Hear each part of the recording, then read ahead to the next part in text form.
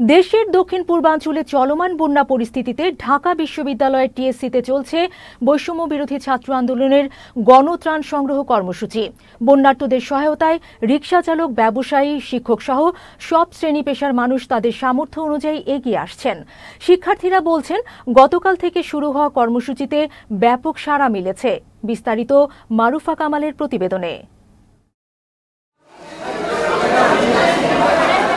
কেউ ছুটছেন বস্তা ভর্তি শুকনো খাবার নিয়ে, কেউ ছুটছেন ওষুধ কিংবা পানি নিয়ে, কেউ বা ব্যস্ত সেগুলো প্যাকেটজাত করতে। একদল তরুণের এমন ব্যস্ততা দেখা যায় ঢাকা বিশ্ববিদ্যালয়ের ছাত্র শিক্ষক কেন্দ্র টিএসসিতে। এই ব্যস্ততা দেশের দক্ষিণ পূর্বাঞ্চলের বন্যা পরিস্থিতি মোকাবেলায়। এক ঝাঁক স্বেচ্ছাসেবকের নিরলস পরিশ্রমে ত্রাণ পৌঁছে যাচ্ছে বন্যা দুর্গত এলাকায়।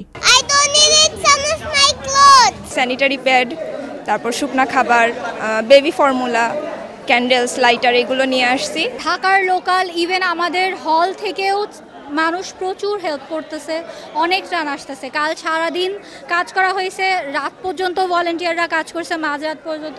সামর্থ্য অনুযায়ী অনেকেই প্যাকেট ভর্তি চিড়া, মুড়ি, বিস্কুট, খেজুর সহ বিভিন্ন শুকনো খাবার নিয়ে এসেছেন টিএসসিতে।